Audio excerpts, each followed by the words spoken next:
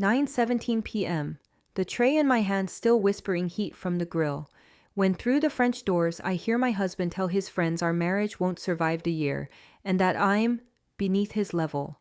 And the line lands so cleanly cruel that the night, the house, the wine I bought, and the furniture I chose all feel like accomplices pretending not to see me standing there. I didn't drop the stakes, because training holds even when love fails. So the sizzle went on like a lie that doesn't know it's been caught. And I watched them. Nathan leaning in as if gossip were a sacrament. Trevor refilling the Chateau Margaux I'd saved for our anniversary. Marcus stretching out on the Italian ottoman with a comfort that came from spending other people's effort. Settled deeper into the world I built as if ownership were contagious through proximity. Every detail of my work turning into a stage for my humiliation while he performed a version of himself that existed only under applause.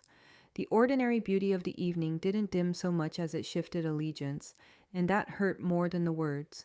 The way the patio lights continued their gentle halo, the way the rosemary smoke curled faithful to its task, as if nothing in the air understood that something fundamental had broken, not just the bond between two people, but the contract between what is earned and what is claimed.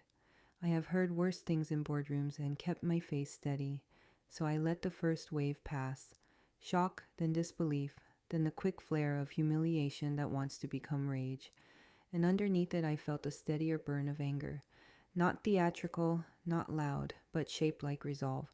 The kind that remembers I built our company when he was still trying to name a vision he never intended to execute. The kind that keeps calendars and knows that tomorrow at 10 a.m. I will sit across from Morrison Industries and close an expansion that doubles revenue, because I did the 17 meetings and the 3 redesigns and the budget surgery and the night emails that shape markets. He swirled his glass in that practiced way he learned from videos, and, with the heroic swagger of the untested, said he had been documenting everything on his lawyer's advice, and I felt something click into a clean outline, because suddenly the late Thursday gatherings were not poker or strategy. They were rehearsals for a story where my competence would be recast as instability and my hours as abandonment, and I understood the rhythm of the last few months the way you finally hear the drum under a song you thought was random. I thought of the separate account opened in January that I had not confronted because evidence ages better than accusation, the country club lawyer he called a racquetball partner, the investors who parroted phrases that sounded like him after dinners I didn't attend, the photos taken through office glass at 10 p.m. when I was finishing a campaign, while he was composing another version of events. I thought of how often women let small cuts slide to save energy for the real fights, and I realized the real fight had been happening without me, the kind where they rename neglect as leadership and rename leadership as ego until the room feels gaslit enough to sit on its hands. Trevor said I'd become a corporate drone while topping off his glass with my wine. Marcus praised Dominic's genius with the certainty of someone who has never seen a spreadsheet. Nathan congratulated him on finally taking control, and Dominic nodded like a host accepting tribute, and I saw in the reflection of the glass a woman who had been generous past the point of wisdom and a man whose confidence was borrowed against my credit, and I understood that the debt was due. The stakes cooled while I watched, the fat losing its gloss, the surface going from promise to resignation, and the sound of their laughter kept briefly shape-shifting into the sound of a conference room. Chuckle, the kind you get when a man repeats your idea 10 minutes after you said it, and the table suddenly deems it visionary. I remembered every time I had chosen silence to keep the peace, every time I had translated his abstractions into deliverables, every time I had turned a favor into a contract, and a contract into payroll, and I realized peace had not been the outcome, only the product I was expected to produce. I thought of Morrison and the new hires and the parental leave I've been drafting, and the mentorship program I want to formalize for the junior women who already orbit our meetings with more ideas than they're allowed to voice. And I thought of what it would mean to enter that room tomorrow, still pretending my home wasn't now a theater for my dismantling. And I knew I would not drag a lie into a negotiation I intended to win. So I breathed the way I do before I pitch, not to calm down, but to calibrate. And when I lifted the tray and set it carefully on the teak side table, I protected the wood with a folded towel out of habit, because I refused to let his contempt teach me carelessness, and I watched the scene a second longer to save its truth for later, not as a wound but as a record. Then I reached for the handle of the French doors and saw the four of them caught in a reflection that looked like a courtroom diagram. Dominic mid-sentence, Nathan attentive, Trevor turned toward wine like it was purpose, Marcus lounging like confidence were furniture. And I decided the only thing I would take from tonight was clarity. I stepped inside, set the tray down, looked at my husband and said, "Why wait a year? Let's end it today." As every glass went still and the silence pressed in, and the only question left was whether he had the courage to answer me with anything resembling truth. The four of them were still frozen in my living room tableau. Dominic's mouth parted, Nathan's eyes flickering with a guilt that, Motuing arrived too late, Trevor pretending to study a wine label he couldn't pronounce, Marcus adjusting his posture as if posture were proof. When I turned my back on the French doors and walked down the hall with the unhurried calm of someone who finally recognizes the fire exit she installed for everyone else might actually be meant for her. I have always been good at exits because I'm better at planning than performance. So the packing began like muscle memory, the Samsonite rolling out from the right side of the closet with the smooth bearings I paid extra for, the jewelry box opening to the rewards I bought myself after each milestone he retold as his, the thumb drive in the false bottom tray that held the final drafts and signed PDFs of every contract that mattered, the laptop bag already organized with a redundancy only people who have been underestimated carry, and the printed copy of admin passwords that exists for emergencies tucked into the lining of a blazer I wear when rooms need to remember who delivers. I folded suits with the same care I use for projections, underwear with ruthless efficiency, shoes in cotton bags because I refused to let dirt spread. And at every drawer I opened, I felt the tight coil of humiliation unwind a fraction into focus, because the body wants ritual when the mind is absorbing an impact, and ritual is how I keep from bleeding out on other people's carpets.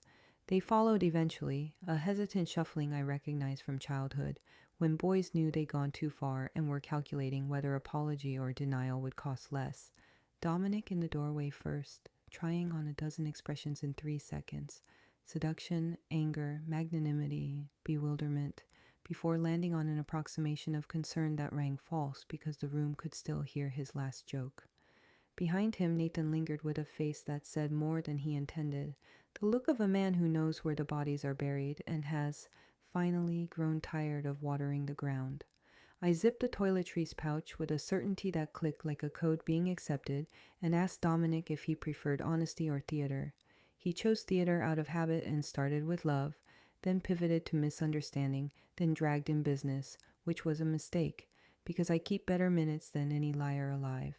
I named a separate bank account opened in January and watched color leave his face like a tide. Named Derek Polson at the country club, who plays racquetball with him on Tuesdays and drafts strategies on Wednesdays. Named the investors who parroted language I never used. Emotional volatility, vision drift, operational fatigue. And cited the dinners I didn't attend that somehow produced detailed opinions about my supposed decline, and as I laid down each fact, I felt the ground under my feet stop swaying, because receipts will always outvote charisma if you present them in order. Nathan's jaw tightened at Polson's name, and I saw recognition bloom into a small, corrosive shame that sharpened his posture. It was the first true thing any of them had offered me all evening, and it landed like a breadcrumb I hadn't asked for but would use. I asked Dominic to move so I could retrieve the black garment bag behind him, and when he didn't, I moved him myself with a palm to his chest that was neither violent nor tender, merely practical, and the contact broke whatever spell he'd hoped to cast.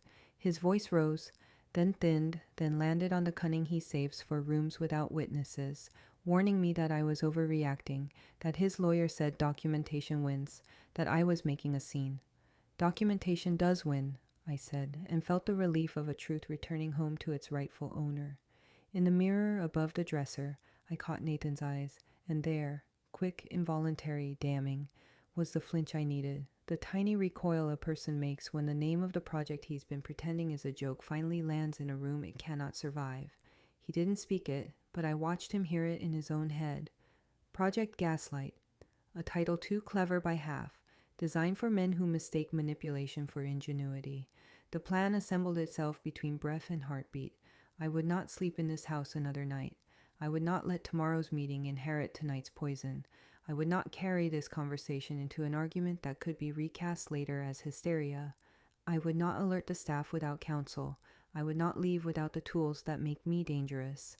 I slid the passports into the inner pocket, snapped the laptop into the bag that never leaves my side, lifted the case off the bed, and walked out past Dominic, who kept starting sentences he couldn't finish, and past Trevor and Marcus, who rushed backward like I might physically charge them with manners, and past Nathan, who stepped aside with the posture of a man realizing the person he decided to betray had been carrying him across a gorge he pretended wasn't there.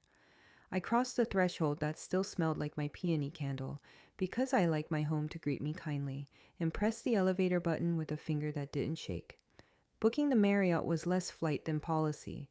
Emergency funds don't judge, they execute. The concierge recognized me from a conference keynote last year and asked no questions beyond the ones required by law. I handed over the card Dominic doesn't know exists because independence is oxygen, took the key to the 23rd floor, and let the sweet sterility hold me while the adrenaline dissipated. In the bathroom, the rainfall shower pounded the back of my neck with hotel pressure that felt like absolution. And under that hot drum, I did the arithmetic of 12 years, totaling late nights and early flights and small compromises I called kindnesses, subtracting apologies I gave to avoid tantrums, dividing love by usefulness until I could name the war I hadn't realized. I'd been drafted into, and by the time the water ran cold, my grief had burned down to a clean wick I could light for what mattered next. I ordered salmon and sparkling water because choosing dinner is a small reclaiming, wrapped myself in the robe hotels provide to make strangers feel briefly safe, opened my laptop, and built the folders that turn chaos into argument. Assets, operations, contracts, failures, communications, legal. I color-coded files with the tenderness I reserve for good systems, wrote a one-page chronology from January to tonight, flagged the bank statements he forgot I could access, and copied the badge logs that show he arrives after 10 on most weekdays and labels it strategic planning. When my phone vibrated, I expected Dominic. Instead, the number was my attorney's office, and the assistant's voice carried the crispness of emergencies done often enough to be art. Patricia will take your call now, she said, transferring without waiting for permission, and the line clicked twice before the woman whose name I keep for real problems spoke in the warm steel of competence that has saved more women than history counts. I've been expecting to hear from you, Patricia said, and when I asked how she already knew, she exhaled a truth I didn't see coming. Nathan called 2 hours ago and wants to testify, which means the first crack in Dominic's wall isn't mine, it's his friend's. 11:53 p.m. The knock is soft like he's afraid of waking the city, and when I open the door, Nathan is there, smaller than his reputation, arm shaking under 3 banker's boxes scrawled in Dominic's handwriting, the kind of slanted confidence men use when they're about to lie to paper. He sets them on the coffee table like contraband, and steps back as if distance could disinfect complicity, and for a moment neither of us speaks because the boxes are speaking just fine, their corrugated edges humming with the energy of things gathered in secret, of Thursday nights that were never poker, of evidence that finally prefers light. I pull the lid off the first and meet my own emails, printed and annotated in blue ink with diagnoses I never received. Impulsive, erratic, hostile to collaboration, margins swollen with arrows that alchemize ordinary operations into instability. There's my 10:42 p.m. note to the team. Approve version C for Morrison by morning. Underlined twice with his caption, Sleepless Mania, Disregard for Boundaries, and my calendar block labeled Budget Review, reframed as Obsessive Control Behavior. And suddenly the vocabulary that has followed competent women for a century scratches the paper like a feral cat, shrill, difficult, cold, while my actual results sit there unbothered, shining, refusing to apologize for existing. I lay a clean sheet beside each printout and write the counterfactuals like footnotes to a slander trial. Revenue gained, attrition reduced. Client saved, milestone achieved, dates, times, witnesses, receipts. The act of pairing truth with accusation steadies my hands in a way no apology ever has. Box 2 is meaner because it is intimate. Through a covert lens I can feel, my life becomes a surveillance reel. Photos of me bent over my desk at 10:08 p.m. The office lights a halo, he calls a warning flare.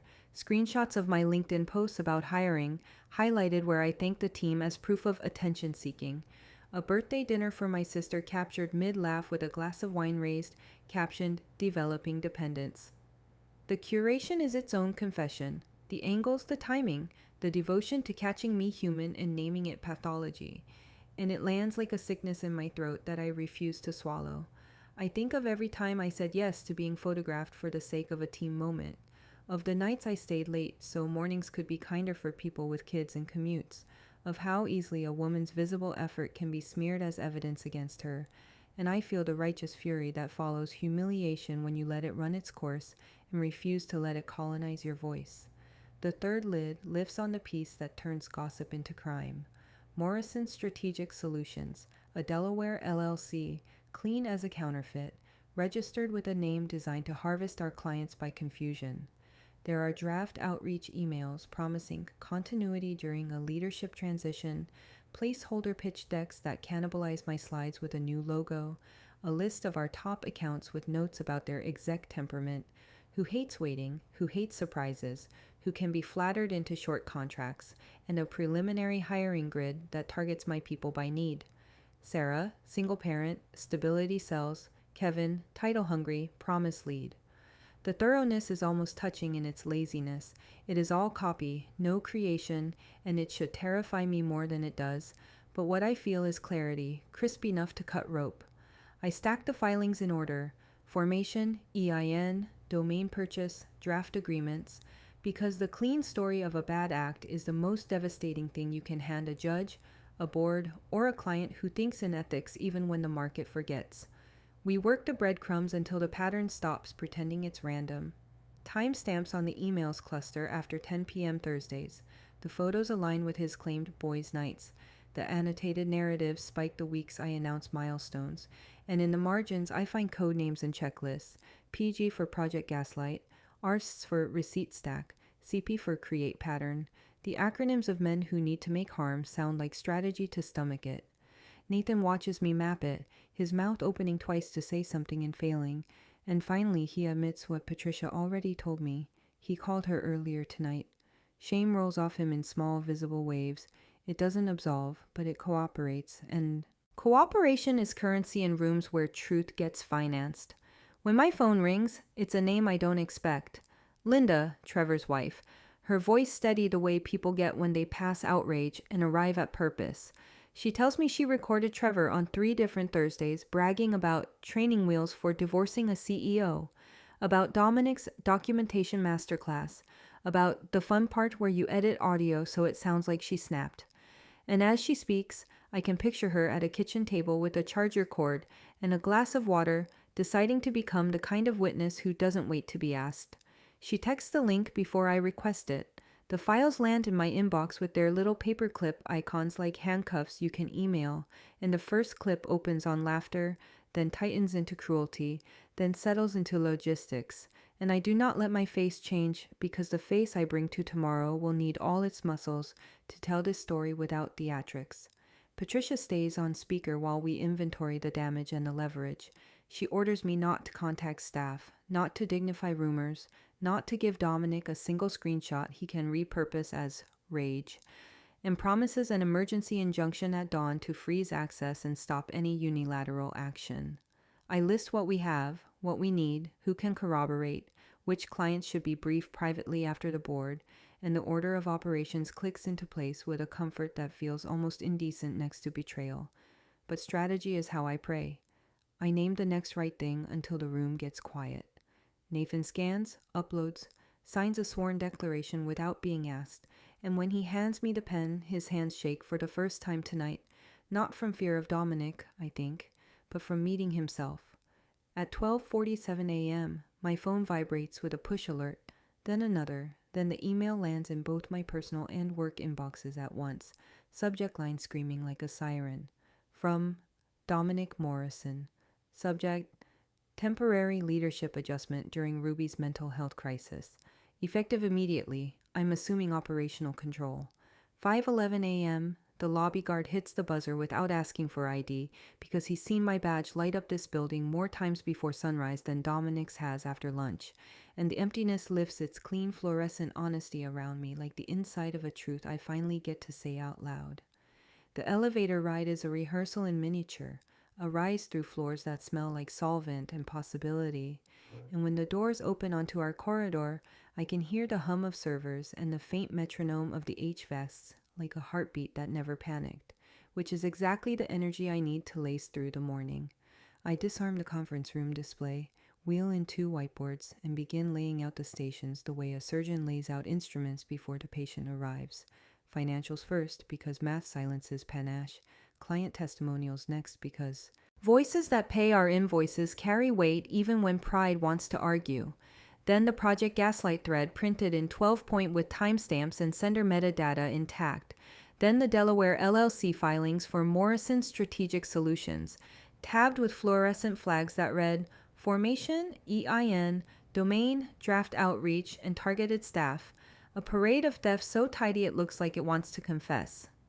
I pull the banker's boxes onto the credenza, arrange the annotated emails with my counterfactuals in pairs so you can see the lie and the ledger side by side, and pin the timeline I wrote at the hotel to the cork strip above the screen.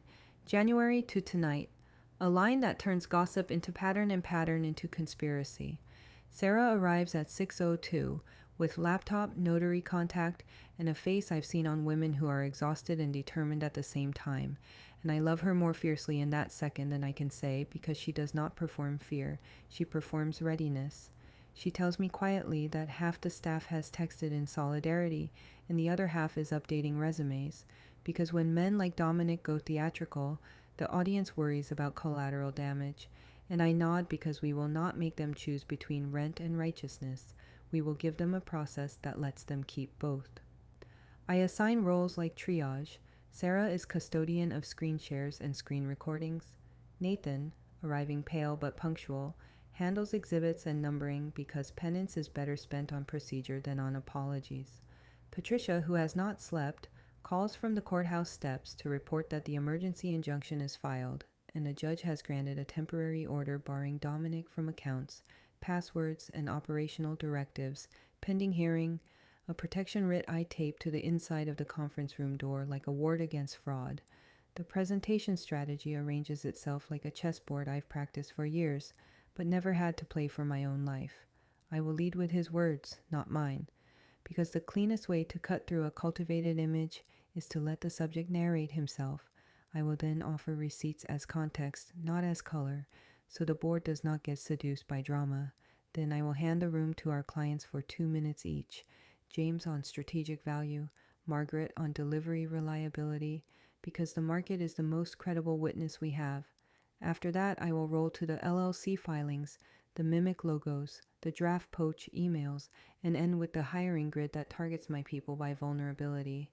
Because if anything turns a skeptic, it is the predation of stability. The slide order is built for undeniability, a rising line from maybe it's just messy to this is deliberate. And I will not let Dominic drag us into the swamp of marriage when the question on the table is governance. Board dynamics are as predictable as weather patterns if you track enough data points. Robert will be outwardly neutral until numbers stir him. David will ask about liability caps because he thinks 3 quarters ahead. Margaret will be icy until evidence satisfies her standards, then decisive. James will be candid because he's tired of theater and accountable to his own stakeholders. I rehearse the objections Dominic will throw like confetti. She's emotional, she's controlling, she's exhausted, she's unwell, and write the counterlines in the margins of my deck. Not to say them, but so my spine remembers that the narrative does not belong to whoever talks loudest. It belongs to whoever brings order. I practice the sentence I will use when he tries to make my body the exhibit. We're here to discuss conduct, not character. The conduct is documented. I practice the one I will use when he waves friendship like a flag. We lead a company that feeds families, not a fraternity. I practice breathing between them because silence is sometimes the most persuasive thing in the room. By 8:40, the perimeter is set. On the left wall, financials in blue, conservative fonts that say reliability and leave no room for conspiracy. On the right wall, messages in black and white, his phrasing unedited, the timestamps climbing like a bar chart of intention. Along the back credenza, the LLC path in a neat rainbow of tabs, bright candy wrappers on rotten candy. On the table, Pens exactly where nervous hands will reach for them, water at every seat, tissues I hope no one needs but will not deny them if they do. We rehearse the entrance order, the seating chart, the slide cue, the handoff to Patricia for legal framing, and I stand at the head of the table picturing Morrison's team in this room tomorrow and feel the strange buoyancy that comes from knowing the worst thing has already happened, and you are still here building something. At 9:57, the elevator bell dings down the hall, a sound that has never been ominous until today. We hear the cadence of expensive shoes, the bright cologne of a man who thinks scent can substitute for substance, and then the door swings open and he walks in wearing the Tom Ford suit I bought him for our 10th anniversary, smiling with the careless entitlement of someone arriving to reclaim a crown he mortgaged, and he doesn't yet see that every wall is papered with his own words waiting to introduce him. He barely finishes the phrase, given Ruby's emotional state, when Margaret Chin lifts a hand with the calm authority of a surgeon about to remove a story masquerading as a tumor, and her voice, flat, courteous, lethal, says, "We will stay with documents, Mr. Morrison," which feels like the room itself deciding to grow a spine. The shift is immediate and architectural. The chairs seem to square themselves, the paper stacks align, and the air that was about to fill with adjectives reroutes to nouns and numbers, which is where I live and where Dominic cannot breathe for long. Margaret nods to me without warmth, the nod of someone who didn't come to be entertained, and I advance the deck to Exhibit A, the group chat header stamped with dates, his name bright as a signature, the thread unfurling in 12-point type across the monitor until the sentence that matters lands with the thud of something that won't bounce. Keep documenting everything. We need to show a pattern of erratic behavior even if we have to create it. I don't read it aloud. I let the room read him, and in the 3-beat silence that follows, I can hear the hum of the HVACs and the faint squeak of Dominic's chair as he leans forward, then back, like posture could negotiate with print. "Context," he starts, and Derek, who has sat through enough depositions to know when context is a cliff, touches his forearm with 2 fingers that say, "Don't climb that." I slide to the next frame before Dominic can recover, and the screen fills with color-coded revenue. Blue for deals I closed, gray for pipeline I opened and others serviced, white for lines attached to his initials. The board has seen versions of this data before, but never like this. Stacked, quarter over quarter, against compensation and titles and access, and the white space in his column is so brutally honest it becomes a kind of silence. Over the past 24 months, I say evenly, 17 major contracts totaling $32 million have been executed. All 17 were negotiated and closed by me, supported by the team you know by name. Mr. Morrison's column is as presented. The numbers are not an indictment. They are a mirror, and he refuses to look. James Harrison leans forward, elbows on the table, the posture of a man who has run out of patience for polite fictions. "We've tolerated Dominic's presence in our meetings out of respect for Ruby," he says, and the word tolerated is a fault line opening across the table. Strategically, Harrison Tech's partnership is with her judgment and her team's execution. I want the board to leave today with zero ambiguity about where value sits. I do not look at Dominic because I am not here to body check his pride. I'm here to put a floor under a company that pays mortgages and orthodontia and student loans. And the fastest way to steady a building is to remove the man who keeps rearranging the load-bearing walls to flatter his reflection. Derek clears his throat and asks almost gently for page numbers for the chat excerpts. It's the first time I've liked him because it is the first time he has sounded like a lawyer doing law rather than a golf buddy doing damage control. And I give him the numbers because even adversaries deserve precision. Margaret requests the LLC tab. I hand it off to Nathan, who reads the formation date, the EIN, the domain purchase, the draft outreach to our top 5 clients promising continuity during a leadership transition, the staff targeting list marked by vulnerabilities I protect like a mother wolf, and the mimic logo that looks like ours if you squint through bad faith. "This," Margaret says, tapping the folder with one precise nail, "is not marital. This is corporate." The room exhales in agreement, the nervous energy draining down through the carpet and out the building's bones. Dominic tries for the old magic, that affable shrug he uses when he wants to cast theft as misunderstanding. "We brainstormed contingencies," he says, and the word we trembles on the table like a card played late. It's the tell of a man who has never run a P&L and thinks language will negotiate with liability. No, Patricia says, voice like tempered glass. You formed a competing entity and began soliciting clients under confusingly similar branding while drawing salary here. You also engaged in a coordinated defamation campaign against the CEO to justify a governance coup. We have an emergency injunction in place. Today, the board will determine whether to proceed with a buyout or litigate. Choose your appetite. Derek does a small, almost imperceptible shake of his head.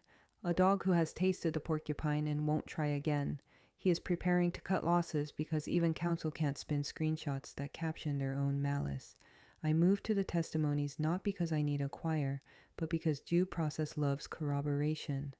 2 video statements from clients play back to back, brief, direct, unsentimental, confirming deliverables, timeline, and whose guidance shaped outcomes. And then Sarah steps to the screen with the quiet steadiness of someone who kept the servers up and the payroll unbroken while men held Thursday meetings to rename her devotion as someone else's alibi. She reads 3 timestamps from the documentation effort, alongside the raw recordings Linda sent and the edits Dominic suggested to heighten instability. And if there is any pity in me left for him, it dies of exposure right there beneath the recessed lights. The outcome frame is not a flourish. It is a ledger. I lay the terms on the table like an invoice, a structured buyout that removes him cleanly with no claim on equity going forward, a 5-year non-compete limited to our vertical continuation of benefits for a humane runway, mutual non-disparagement that he has already breached, but I am willing to honor if he stops here, or court, where discovery will be a harvest he cannot survive, and where the public record will not flatter anyone. While I speak, the leverage flips with an almost audible click. It is not triumph, it is physics. The moment weight finally shifts to the side that has been bearing it all along. And then I do the thing I came to do. Not the exposure, not the injunction, not the elegant boxing of an exit, but the identity work that makes every other piece truthful. I look at my board, at my team, at the clients who trusted me before they liked me, and I say in a voice I recognize from my best days, I am the CEO who built this machine, and I am the steward of the people who keep it running. If you want this company to stay what we say it is, we cannot afford governance by vanity. The sentence is a key in a lock. The door opens. The meeting adjourns with the choreography of professionals escaping a fire they didn't start but must now document. Chairs scrape, signatures land. Derek ushers Dominic toward a side room to speak the language of salvage, and I gather my papers with the careful grace of someone who knows debris can cut. Patricia leans in as the door swings on its hinge, her breath steady at my ear, and says what I already know but needed to hear, said out loud. He'll escalate before he concedes. They start calling it Story Time with Dom, a bar game at the country club where the regulars lay quiet bets on which accomplishment he'll claim next. And by the time Barbara Fitzgerald texts me the nickname with a photo of him listing under the brass pendant lights, like a ship that scraped its keel, the spectacle has moved from private humiliation to public programming. A matinee of a man narrating a version of himself no one buys anymore. Barbara is not unkind, and she is never imprecise. She relays the scene with the forensic detail of a woman who has learned that accuracy is a shield when men accuse you of gossip. Dominic, undone tie and flush generosity, is telling a pair of brokers that he built our revenue model in a weekend, that I was a brand face who smartly deferred to his operational genius, that the Delaware filing was merely contingency planning, every real leader does, and that the board overreacted because women's stories are so persuasive now, and the bartender, who has polished more reputations than glassware, slides a check toward a couple at the end of the bar while mouthing to Barbara, "Not true, not even close." The recoil is subtle, and it is everywhere. The way shoulders lean away as he amplifies. The way heads incline toward their phones rather than his voice. The way laughter loses its laughter and becomes politeness. Social proof collapsing in real time, as effective as any court order because it begins the quarantine that facts will finish. The escalation Patricia predicted arrives with the small, hard clinks of incoming attachments after dinner. Emma, Marcus's girlfriend, whose quiet at parties now reads as observation rather than shyness, sends an email titled, "You should have this?" and apologizes in the first line not for what she's attaching, but for how long it took her to decide to attach it. There are client poached drafts that track word for word with our proposal language and swap the logo, mimic marks that degrade our brand into knockoff, and worst of all, the employee list that itemizes vulnerabilities like a grocery run. Sarah, single mom, stability incentive. Kevin, title hunger, promise lead dev. Maya, visa timing, threaten uncertainty. I hate that I recognize the notes as accurate. I hate more the intimacy of the theft, the way you must be studying a person carefully to weaponize the very thing you pretended to admire. Emma says Marcus bragged about the plan, like he was finally getting his own sandbox, and that when she asked what that meant, he called it right-sizing loyalty, which is not a phrase you invent unless someone has coached you to speak in euphemism when you mean harm. I forward everything to Patricia and watch her reply arrive with the crisp, unembarrassed velocity of competence. We are beyond civil, she writes. Add fraud and unfair competition to the stack, preserve chain of custody, and route the LLC tab to our investigator for domain forensics and registrar contact, because confusingly similar branding attached to targeted solicitations is not cheeky, it is chargeable. I am not a person who takes pleasure in adding crimes to a list. I am a person who understands that leverage becomes decisive when your opponent insists on providing you exhibits, and that the most ethical thing you can do for the people who depend on you is to prosecute the truth all the way through. Patricia files an amended notice before the hour is out. I print it and add it to the credenza where the banker's boxes have become a kind of altar. The new document does not feel like vengeance. It feels like a lock clicking closed on a door that should never have been opened.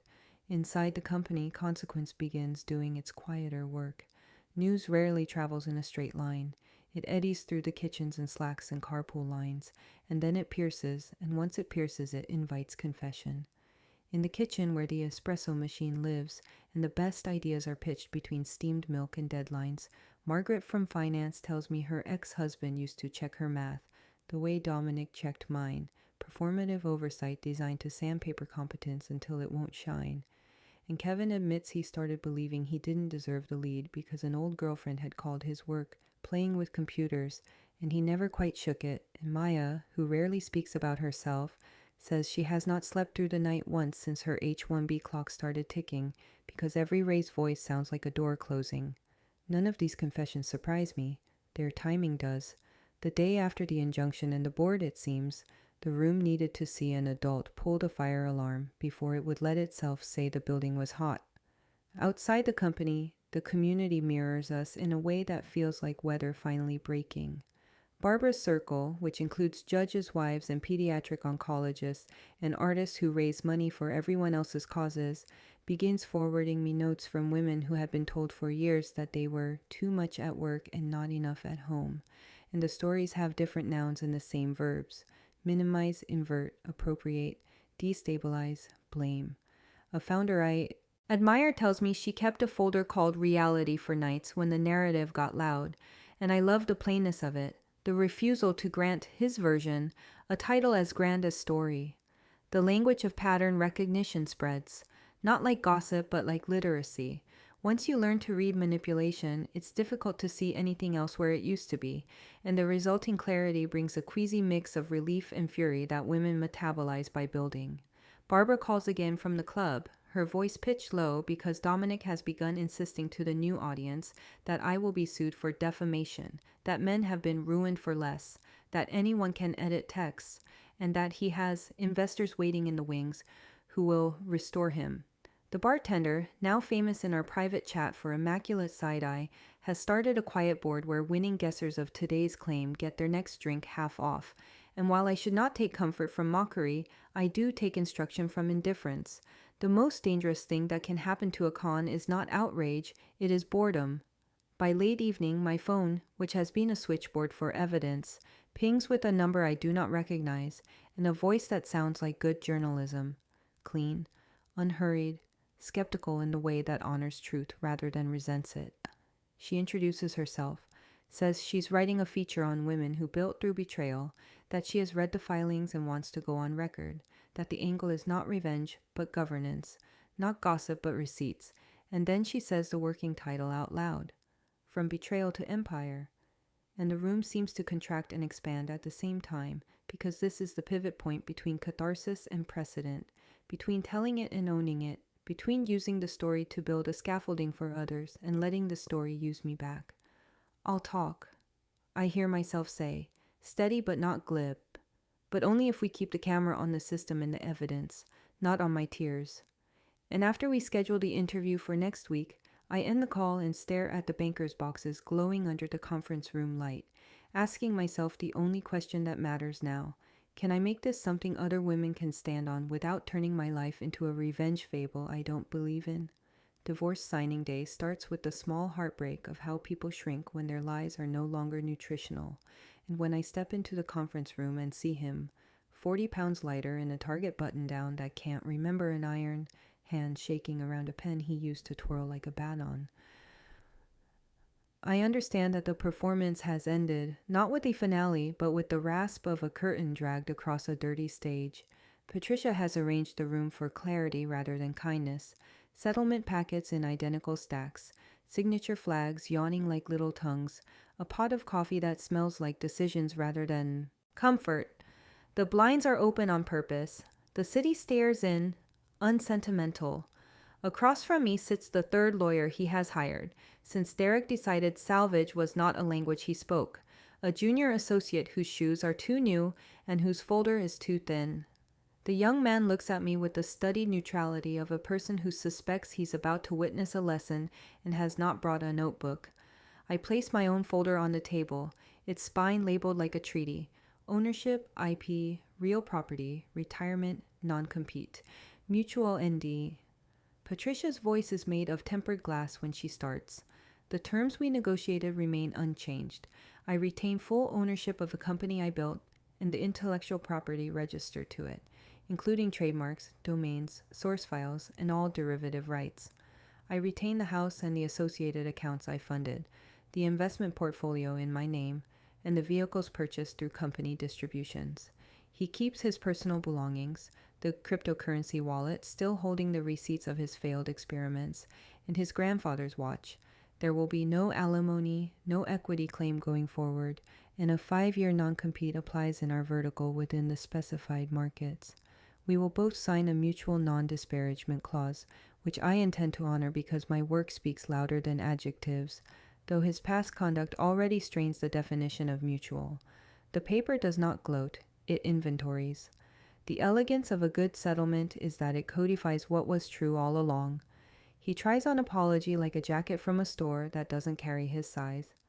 I know you won't believe me, but I'm sorry, he says, and the sentence collapses under the weight of what it refuses to carry. Ownership, specificity, the names of choices. I do not perform forgiveness. Performance is what got us here.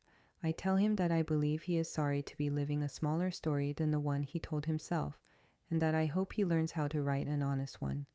The associate blinks as if he expected theatrics and got a reading of minutes. Patricia slides the signature page across the table. He grips the pen like it has teeth.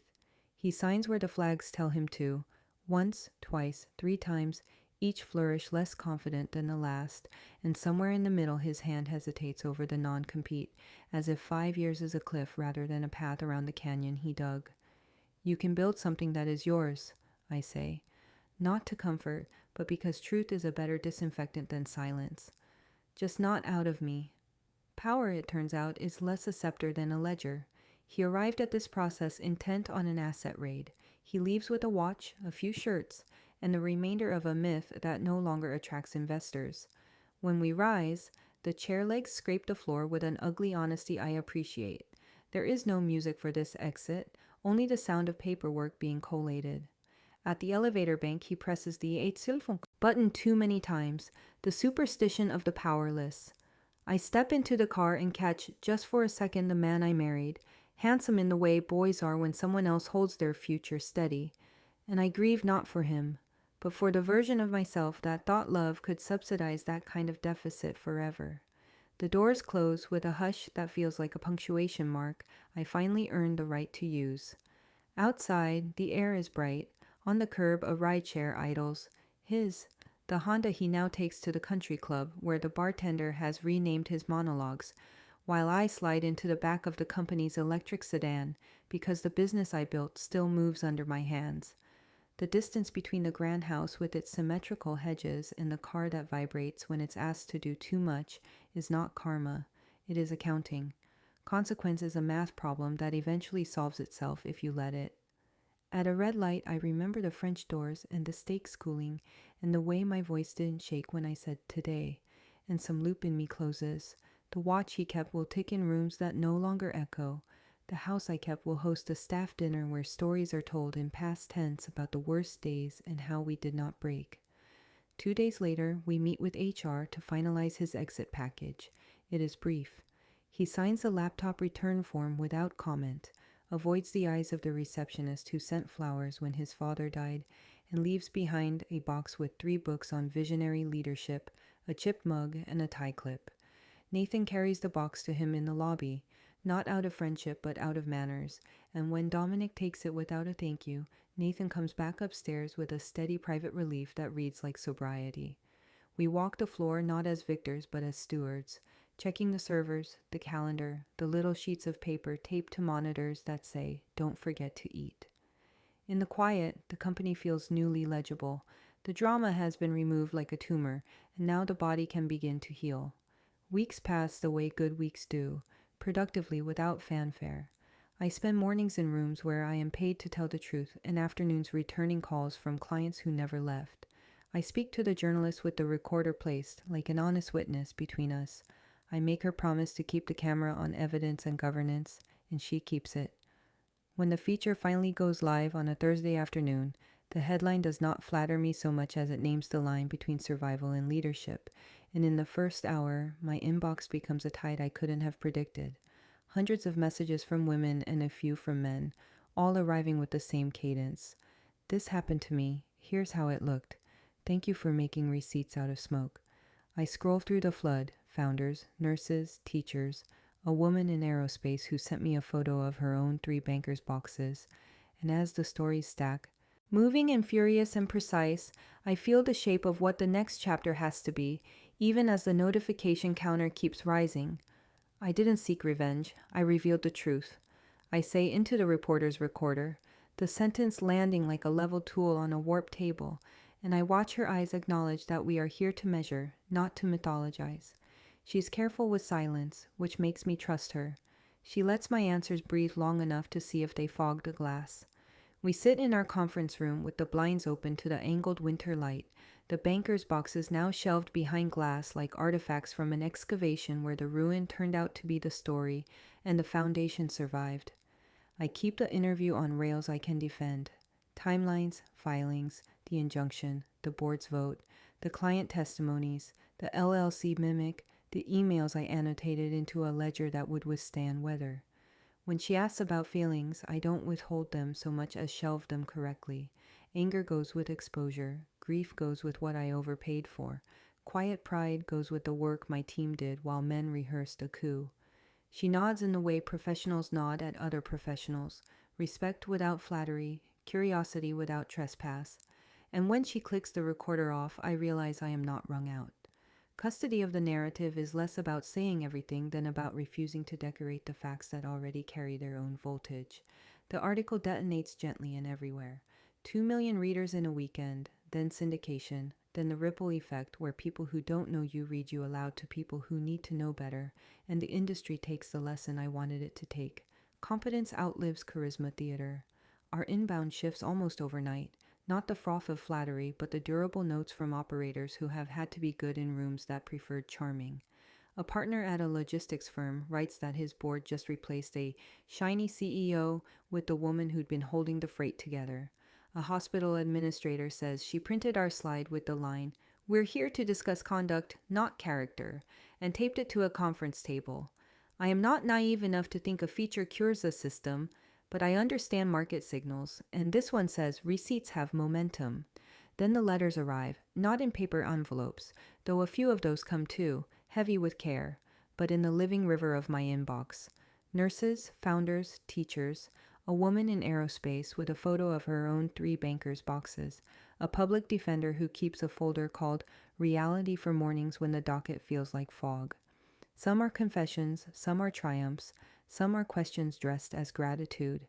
Together they draft a census of what we have been surviving and what we are, finally refusing to survive quietly.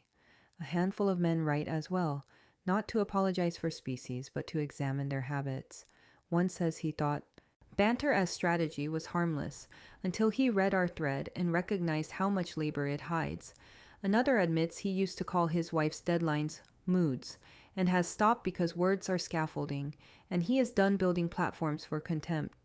I forward what I can to my team because morale shouldn't rely on applause, but it is also data, and data matters. On a Wednesday, a familiar handwriting slants through my mail stack like a trick of light. Dominic, 3 pages, blue ink, my name on top with the intimacy of a person who still believes proximity entitles him to audience.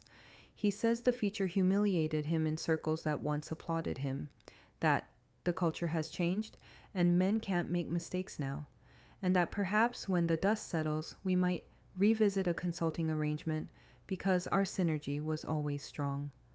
The letter is an unintentional museum of the old story.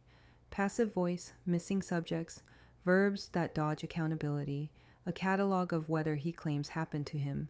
And as I read it, I feel neither fury nor triumph, only the clean indifference of a person who has calibrated her instruments and trusts them. I slip the pages into a manila folder, label it in my plain block script, and slide it into the bottom drawer where the other artifacts live. The tab reads what I've wanted to say since the night by the French doors, evidence such as closed. Owning the story is not the same as owning the lie. It is the opposite. I repeat that to myself when the attention tries to drag me into performance. We redirect the spotlight onto the work. A policy codifying our parental leave, a mentorship track that pairs junior women with senior staff on projects with signatures that count, an internal rule that slides the microphone to the person who did the work rather than the person who can frame it prettiest. At all hands, I tell them the truth of what carried us. Backups for the backups, a culture that chooses clarity over charisma. There is applause, but what satisfies me is the way pens move across notebooks. We are not clapping, we are building. The holiday party arrives like a test I didn't know I was still studying for. Vaninzo's upstairs room, the long tables, the low winter arrangements, the wineless Sarah and Margaret perfected, the light that flatters everyone because that is what we bought it to do. Laughter climbs and falls, softer than last year, more certain. Midway through tiramisu, Sarah stands to toast not with metrics but with marrow, to survival and to leaders who earn what they carry. And glasses lift with the relieved elegance of people who have made it to shore and discovered their legs still work. I sit, not at the head but in the middle, because power should not always own the best angle on the room, and I let the sound wash over the part of me that once thought quiet meant small. Then Margaret rises, our CFO who wears composure like armor, because numbers ask for that, and her voice trembles in a register I have never heard. She tells the room about an ex-husband who checked her math into doubt, about years in which success tasted like apology, about the way tyranny can be tender if you let it rename itself care, and as she speaks, something shifts, almost audible. The party changing shape from celebration to confession, the air thickening into a kind of rave. By the time she lifts her glass again, eyes bright and unashamed, I can feel the room lean forward into a reckoning we didn't plan, and I realize the story is about to outgrow me in the best possible way. The toast to leaders who earned their titles is still ringing off the wood beams when the room loosens its breath. The laughter slides into a listening hush, and I feel the hinge of the evening swing from celebration to testimony, not because anyone planned catharsis, but because the words finally match the room we've been building in daylight. Margaret goes first, because numbers often do. Our CFO, who balances budgets the way some people balance boulders on fingertips, keeps one hand on the back of her chair, as if proximity to the work might steady her voice, and then she tells us about the years an ex-husband checked her math into the kind of doubt that corrodes from the inside out, how he would hover at the kitchen counter with a glass of wine and an eyebrow, insisting on running the numbers together, after she had already closed the books, how she began to rehearse apologies before opening spreadsheets, and how, without noticing, She started calling her precision a personality flaw. The table stays very still, the only movement the slow tide of heads nodding without theatrics. And when she says she reclaimed her accuracy like other women reclaim their names, I see the younger analysts at the far end of the room straighten, a whole future recalibrating its posture. Kevin follows, not with bravado, but with the rueful candor of a man who has finally stopped negotiating with a story he didn't write. He describes the college girlfriend who introduced him as playing with computers, the professor who praised his grit but never his architecture, the casual dismissal that settled like dust over his work until he mistook it for air, and then he points to the onboarding doc we now give new hires, 2 pages titled How We Credit. And he laughs softly, not at the doc, but at the memory of discovering he needed a policy to believe his own contributions. Receipts over rhetoric, he reads from the header, and the room repeats the phrase the way teams adopt slogans that aren't slogans so much as instructions, the kind you can tape above a whiteboard and watch change outcomes. I stand long enough to make the policy official in the way that satisfies auditors and skeptics. We codify what the last 6 months taught us, that every public claim must map to a private artifact, that every presentation must indicate who built what and who supported whom, that we will drag credit down from the rafters and bolt it to the table where work happens, that mentorship is not a coffee but a pipeline with checkpoints, research hours that count toward promotion, presentation reps that accrue like billable time, signatures that move from my column to theirs on purpose rather than by accident. We adopt a rule so simple it could be mistaken for furniture. Microphones follow effort. We announce a sabbatical pilot because recovery is as operational as sprint planning. We publish parental leave not as a favor but as a floor.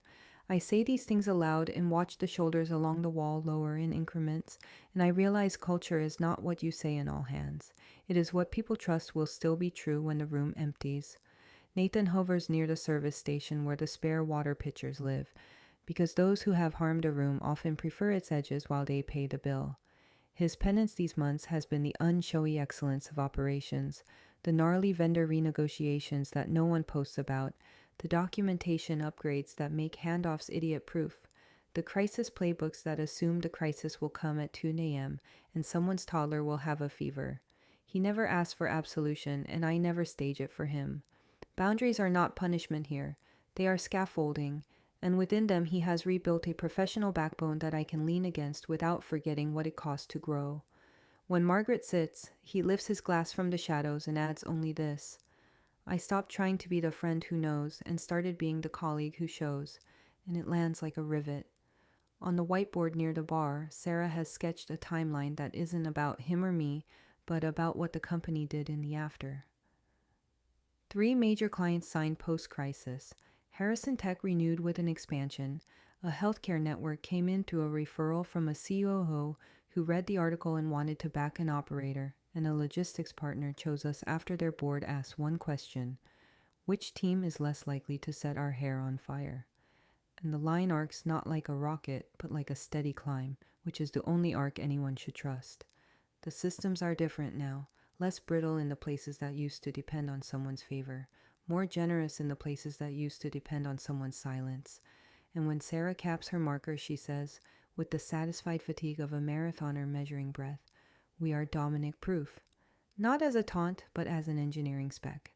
In the second hour, confession becomes chorus, and the chorus becomes curriculum. A project manager admits she used to delete drafts of emails that sounded too direct. A designer says he slept for the first time in months after the injunction, because alarms finally belonged to the right fire, an intern, young enough to mistake miracles for standards, thanks the room for making her first job an ecosystem rather than a test. No one speaks about revenge because we don't need to.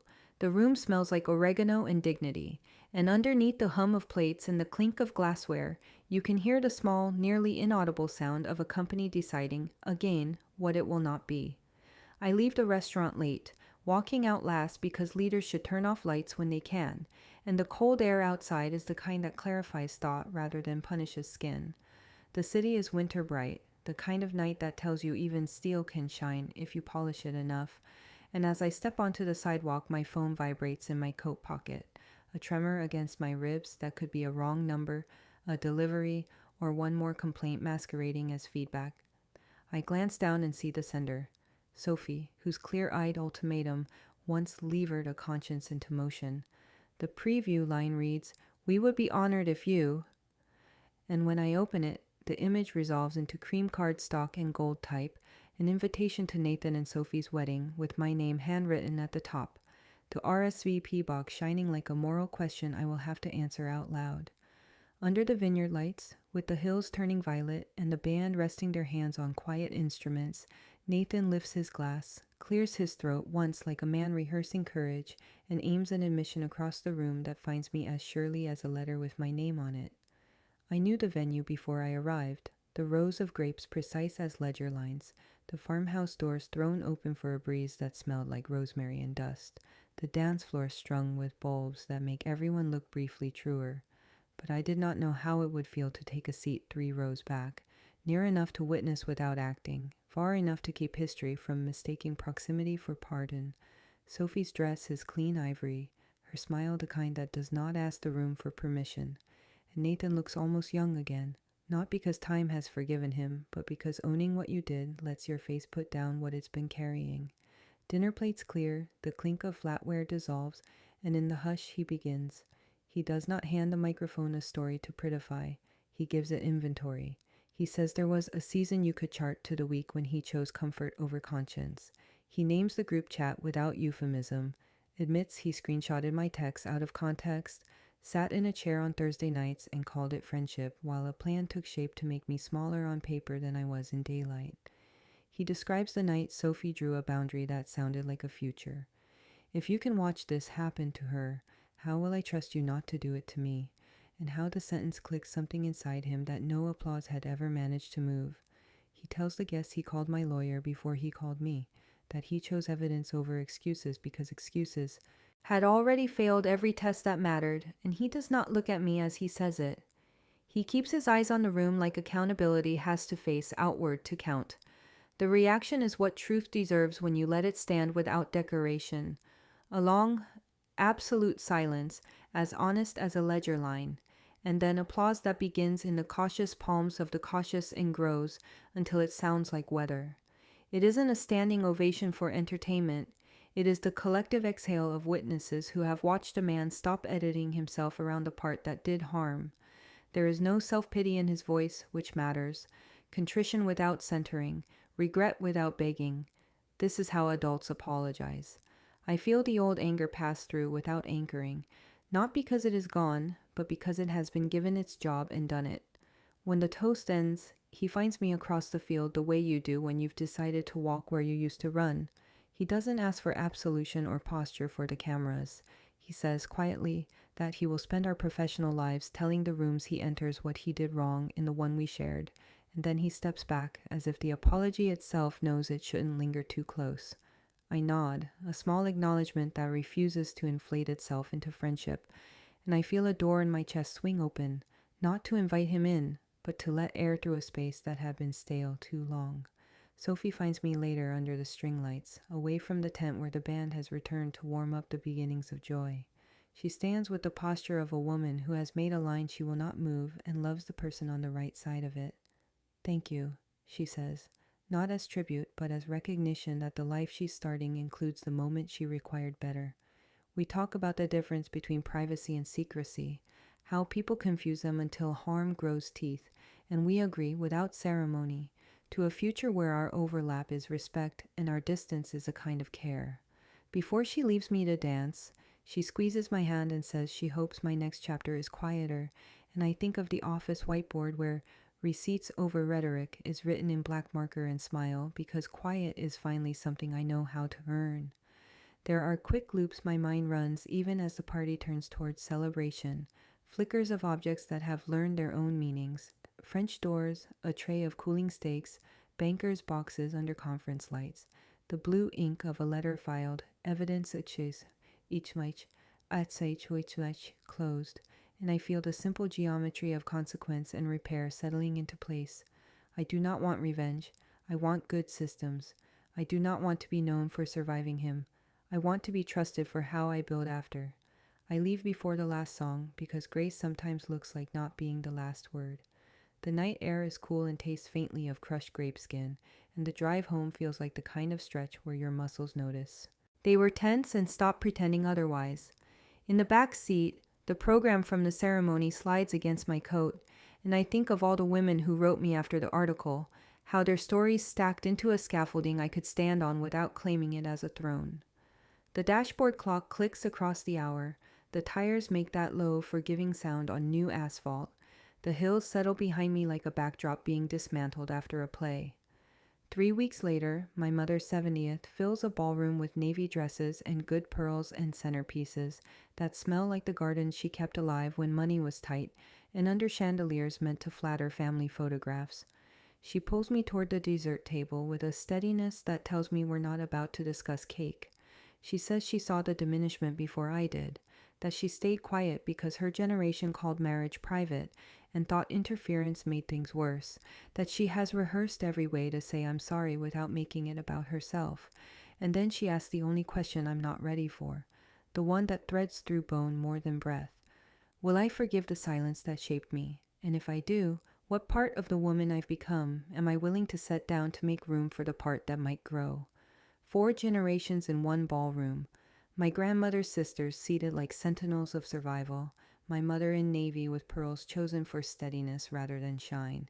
Me in the deliberate armor of a tailored suit, and Lily with a ribbon in her hair and a phone in her pocket that she treats like a passport to a country where fairness is not aspirational but expected, reminded me that lineage is not just blood, it is curriculum. What they endured, what we outgrew, and what the girls now assume as birthright. The party moved with the practiced choreography of families that have hosted every milestone in rooms like this, a careful sequence of toasts and stories, and the soft diplomacy of seating charts, and yet beneath the chandeliers I could feel a new document being drafted, an addendum to the doctrine my mother's generation learned by repetition. Marriage is private, interference is betrayal, silence is virtue. When she drew me aside near the dessert table, where the lemon tart sat like punctuation, she did not pretend her choices hadn't cost me anything.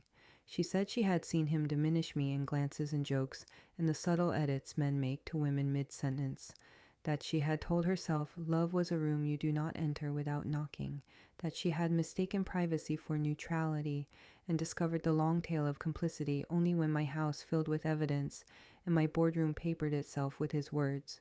She did not ask for absolution. She asked for instruction, what to teach Lily now that the old script could no longer be defended.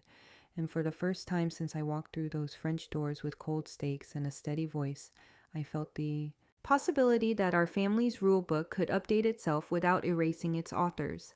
I began with a self-audit because advice without receipts is just decor. I told her the ways I protected his ego by shrinking my light in 1,000 tiny increments. How I let him present slides I wrote because I thought partnership meant splitting the visible parts. How I translated his abstractions into deliverables and then praised the abstractions for keeping morale high. How I called my own thoroughness control to make room for his improvisation. How I prepared rooms for his entrance and mistook hospitality for love. I said I would not teach Lily to be smaller for anyone's comfort, that my corrections begin at the dinner table where she learns to hold the floor without apologizing for needing it, that she will hear a new language for ambition that does not require an alibi, and that boundaries are not the absence of grace, but the architecture that allows grace to exist without being cannibalized. The aftermath of justice, it turns out, is not a vacuum but a studio. Once you remove theatrics, you can hear the click of new builds beginning, and in the months after the feature in the settlement and the party where my team invented a better room, I started sketching the second venture I had been secretly prototyping on the margins of sleepless nights. It is not a rebellion against what we are. It is a scaffold that makes our current work less brittle, a data product that turns receipts over rhetoric into a dashboard, a way for operators like me to show pattern as proof before a narrative can be weaponized against them. I invited capital partners not to a rented conference space with flattering uplights, but to my home, where the books on the shelves are mine and the art on the walls does not require me to pretend I have different taste, because I no longer need rooms to grant me permission. I invite them to stand where the banker's boxes once sat and see how order can be both shield and engine, and the conversation, stripped of theater, move faster toward the terms that matter. My mother listened to all of it, eyes bright, not with tears but with comprehension, and said that her generation had confused suffering with sanctity, because sometimes the only way they could survive a hard thing was to crown it holy. She promised to teach Lily that love isn't proven by what you survive, it is proven by what you refuse to normalize. We returned to the party and the camera flashes and the grandchildren crowded near the cake, and I watched Lily ask the DJ for a song without checking anyone's face for permission, and I thought, not with irony, that this unremarkable ease, was the revolution I wanted my work to fund. At home later, the house felt like itself again, not a theater but a base camp, and I set the new ventures whiteboard on the dining table where our first contracts once lay, drafting a cap table that favored builders and writing a hiring rubric that made mentorship measurable rather than mythical. The watch he kept ticked somewhere far from my hearing. The letter I filed evidence closed slept in the bottom drawer like a lesson I no longer needed to reread. The French doors, which had once reflected a quartet of men rehearsing my exit, now showed only my own silhouette passing between kitchen and office in a rhythm that felt like health. With my laptop closed and the city settled into that late-night hush where even traffic seems to respect sleep, I realized the last ritual I owed myself wasn't grand or symbolic. It was groceries for the team dinner I would cook tomorrow for the partners visiting my actual life. I drove to the all-night market and walked aisles that always smell faintly of refrigeration and citrus, and as I reached for olive oil on the top shelf, a familiar posture entered the edge of my vision, the kind of recognition that used to ignite a reflexive audit of my face. He looked up from a price tag, eyes landing on mine across the fluorescent aisle, and the strangest mercy washed through me, not rage, not triumph, not even pity, just a clean, entire nothing, as if the story had finally released my nervous system, and I turned back to the shelf and read the labels until the only thing I could feel was the weight of a good bottle in my hand. He takes 2 automatic steps toward me in the fluorescent aisle, mouth opening to assemble a story he has told too many rooms, then freezes under the clean indifference of my gaze, abandons his half-filled cart beside a stack of tomato paste, and flees so quickly that the wheels squeal, leaving behind the echo of a man who finally recognized that his favorite audience has left the building. I do not follow him with my eyes, because the point is not flight, it is neutrality restored, and as the sound of his retreat dissolves into the refrigerator hum, I let my attention return to the labels in my hand, to the glass bottle with the harvest year printed in a serif font that promises steadiness, to the quiet intelligence of choosing ingredients for a dinner that will feed people who build rather than people who feed on the building. And in that ordinary act, I feel the most radical version of power I have ever known. A power that does not audition, does not posture, does not even raise its voice. A power that walks through the same city and refuses to carry the same weight. I place the olive oil in the basket, add lemons and sea salt and crusty bread that will rip into generous crumbs, and realize that grocery lists, which once felt like a chore delegated to keep me domestically busy while other people drafted plans, have become the choreography of a life I actually live. At home, the French doors are only doors again, glass framed in white wood that shines because I polished it, and when I pass them on the way to the kitchen, they no longer reflect a quartet of men rehearsing my exit. They reflect a woman moving back and forth between stove and table, choosing plates that will survive spill and laughter, setting places for capital partners who are not visiting a performance but a practice, which is to say they will see where the work sleeps and wakes, where the banker's boxes once lived, and were replaced by books and a vase of eucalyptus that makes the room smell faintly like diligence. On the credenza, 3 artifacts sit where memory can see them and finally rest. The watch he kept, photographed and filed because chronology matters even when you stop caring about the time it tells. The photo of the 3 boxes lined like sentinels on a conference table that used to shake under other people's voices, and a small brass key labeled Office Lower Drawer, the one that locks the folder marked Evidence Fix Closed, which now closes on its own, no theatrics required. Justice has the bad reputation of spectacle because too many stories end at the explosion, but the true payoff is a ledger you can show to auditors and teenagers and grandmothers without flinching. The injunction was not a flourish, it was a gate. The exit package was not mercy, it was a boundary with teeth.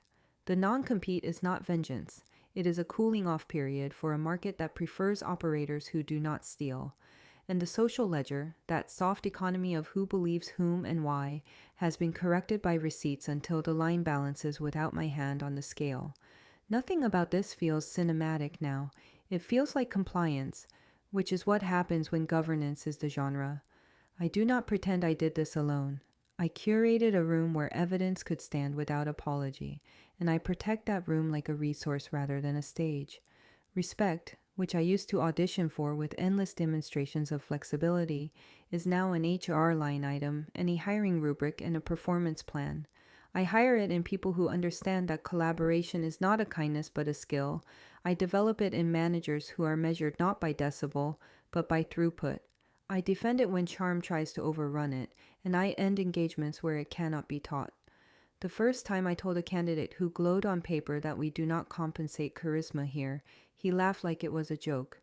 The second time he realized it was policy. In the dining room, the table is set for Venture 2, a second bill that does not try to fix the world so much as make it harder to lie in. The prototype has become a product, a dashboard that translates receipts over rhetoric into visual arguments executives can carry into rooms where narrative usually outruns numeracy. The investors who arrive tonight are not tourists, they are shopkeepers of disciplines that make civilization function. Risk managers, logistics architects, a hospital COO who cares about handoffs more than headlines. And as they sit, as they taste the olive oil on warm bread and ask questions that treat diligence like music rather than punishment, I understand that I have finally curated a circle where borrowed dreams are bad manners, where the most glamorous compliment is, "This process holds," where nobody asks who gets to stand in front of the slide because they know the person who wrote it already has the clicker.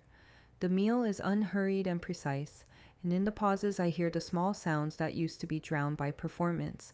The tick of the thermostat, the clink of a glass on a coaster, the shuffle of a dog settling on the rug, and those sounds compile into evidence that my nervous system has been returned to me, that I can make long plans without bracing for a sudden edit, that the word future has stopped smelling like caveat. When the contracts are drafted next week, they will be signed at this table, not in a rented conference room that flatters us into pretending we are bigger or shinier than we are. And the cap table will not owe a single percentage point to a person who thinks vision is a permission slip to ignore the math. Later, alone in the kitchen with the last pan cooling and the wrapped leftovers label for people who work late and forget to eat. I turn off the lights in the order that suits me and stand for a moment in the threshold where a house ends and a night begins, and I let the gratitude be specific rather than sentimental, for the injunction that closed the door, for the exit that made room, for the non-compete that protects the market, for a staff who can sleep, for a ledger that balances, for a face in a grocery aisle that finally meant nothing, for a life that no longer requires an audience to exist. If the truth of you threatened someone you loved, would you dim the light or build something so bright that no one could stand beside you and claim it? If this story hit a nerve, subscribe and turn on notifications to back more narratives of quiet power and earned justice. Drop a comment with the exact moment you felt the leverage flip, or share your own receipts over rhetoric moment so others can learn from it. Type build if you want. Part 2.